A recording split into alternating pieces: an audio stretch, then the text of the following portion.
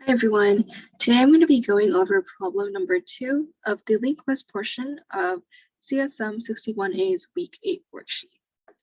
So first thing I'm going to do is just read out the problem statement, write a function skip, which takes in a link and returns a new link with every other element skipped. Okay, so I'm going to go ahead and just run through the doc test that they've given me. I think running through the doc test is always super important because no matter how straightforward you might think the problem statement is, it's always good to sort of run through a couple of examples and you might clear up some confusions you may have regarding maybe your base cases or recursive calls or whatever it is. So always run through the doc tests. Okay, so I'm going to start with the first line here. We're creating a new linked list and assigning it to the variable A. When we print out A, we just get back the linked list we created, which is a list with 4 linked nodes. And then when we call the skip function on A, we're assigning the output of that function call to the variable B. And when we print out B, we notice our linked list that we originally passed in, which is A, seems to have gotten shorter. So if we compare our B and our A, we see, okay, the linked dot first are both 1. So we have our 1, but we don't have the 2 anymore. So it seems our 2 got skipped. We still have our 3, but after 3, our B ends. So we don't have our 4. So this fits with the problem statement because we're returning a new link with every other element skipped. So we have 1, then we're skipping the next element, which is 2. Then we have 3, and we're skipping the next element, which is 4, and then so on for however long your linked list might be. Okay, and I think the most important part of these doc tests is actually this last one here when we're calling A. We see that we're actually getting back the same exact list that we passed in. So this means that whatever this function does down here, it should not be changing what we passed into the skip function in any way, meaning that the function should not be mutating the input. Our output should always be created by something new. Okay, so now that we've run through our doc test, we can sort of get to our skeleton code. So I think whenever we're dealing with linked list problems, we usually have to iterate over the different elements that we have or the different linked nodes that we have. And we can do that through 2 ways. One is either with recursion, the other is with iteration. And based on the skeleton code, I think that we should probably be using recursion because I see this if case and this elif case. So I'm going to assume that these are probably my base cases. And this last line here would be my recursive call. So these are just assumptions I'm making. I don't know for sure. It could also be the case that this top 2 lines here are the base cases, and these bottom 3 lines are all the recursive calls. But we kind of just have to go through some examples to be sure of which one it is. Okay, so I'm going to work on the base cases first because those are usually the simplest. So whenever I am trying to come up with base cases, I always try to think, what is the simplest input that could have been passed into my function? And with linked lists, 2 come to mind right away. One is either an empty linked list, so just link.empty. The next is a linked list that has just 1 linked node. Okay, so let's think about what would happen if we passed each of these into our skip function. If I pass an empty link into my skip function, what should I get back? I know that the skip function returns a new link with every other element skipped. Well, an empty link doesn't have any elements in it. So if I'm returning a link with every other element skipped and I already don't have any elements, then that means that I'm just returning another empty linked list because there's no way I can have elements and I can return a linked list of elements if my original linked list didn't have any elements.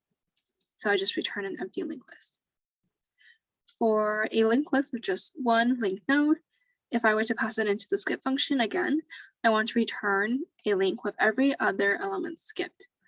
I only have 1 element here though. I don't have anything after. I'm not skipping anything like I am with this first case here. So similar to the link.empty case, I would just be returning a new linked list with whatever first element I had. Okay, cool. So I think we've run through both of our base cases.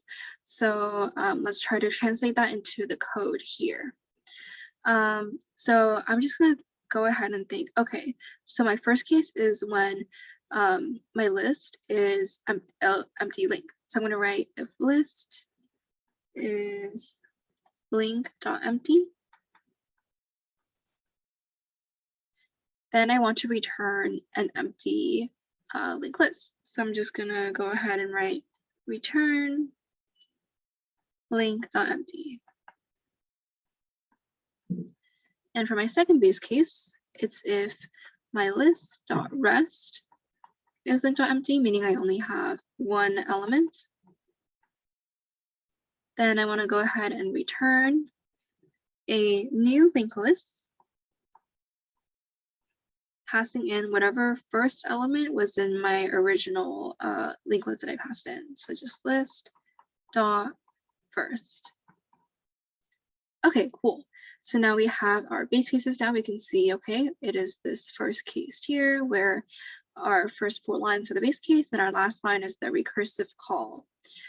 Okay, so now let's focus on the recursive call we're going to be making. This is always the most difficult part of any recursion problem, at least based on my own experience.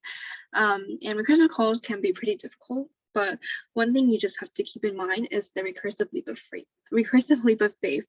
And I know as frustrating as that sounds, you just really have to know what you're implementing in the first steps and just trust that calling the function again on another input will yield what you want. Okay, so let's try to go over our main goals again. So we want to return a new link with every other element skipped. And from this example, we see that, okay, we are returning a new link with our first element, we're skipping the second element, we have our third element here, we're skipping the fourth element, and so on. So I know based straight away that if I have a linked list with the first element here, I need to be returning a new linked list with whatever first element I had in my original linked list. So I can go ahead and just write return a new linked list. And I want to be passing in list.first. Okay, but I know that I need to somehow be making a recursive call because there's no way that I could have just somehow gotten every other element with this one line without using any recursion.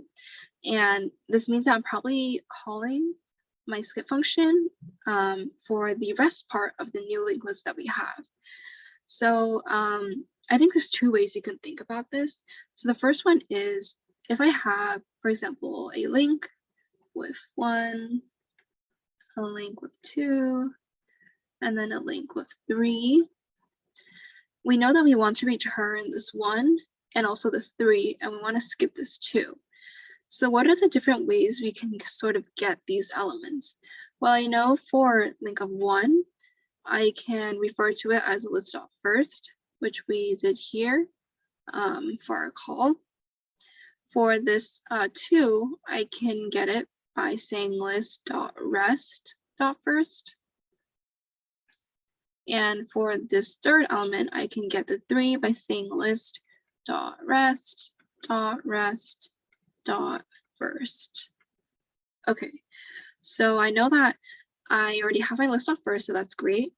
If I were to call skip on something, I need to be calling it on either of these 2 here. So should I be calling it on list.rest or list.rest.rest?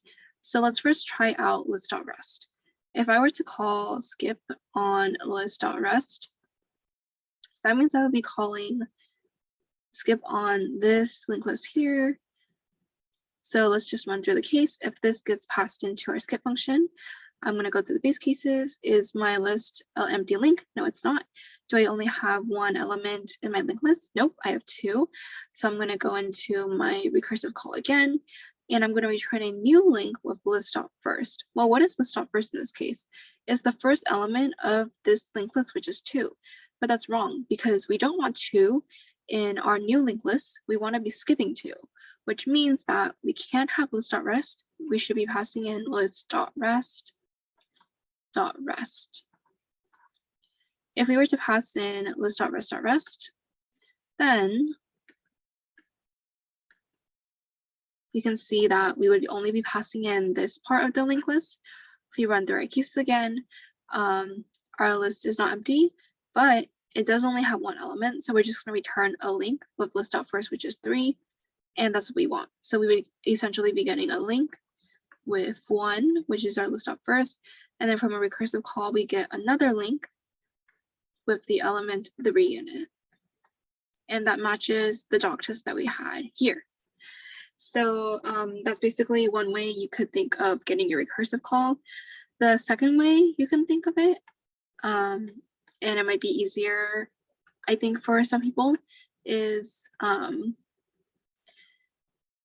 if you think about it, I already know I have this first element here. If, for example, I passed in this part of the list, I only want to be getting link of 3. So again, this first part is just list.first. And then this part, how can I, if I were to call, for example, skip on this part of the list, I would want to just be getting this part back. So if again, I go through, I say this is list.first, this would be list.rest, and then this would be list.rest.rest. Again, I would also get list.rest.rest. I don't know if that made it more confusing. I really hope not. If that's the case, please just go with the first version here. But yeah, so we essentially have our code complete. Just gonna get rid of some of the scratch work here to make it look maybe a little bit neater. You can always go back in the video to see how we got here. But yeah, this is our finished program. So let's just kind of go over what we did. So first we read our problem statement, then we ran the dog test, then we figured out we need to be using recursion. So we brainstormed up different base cases that we could have, and then we worked on our recursive call. Yeah, so I hope this video walkthrough was helpful, and hopefully you understand the problem a little better now.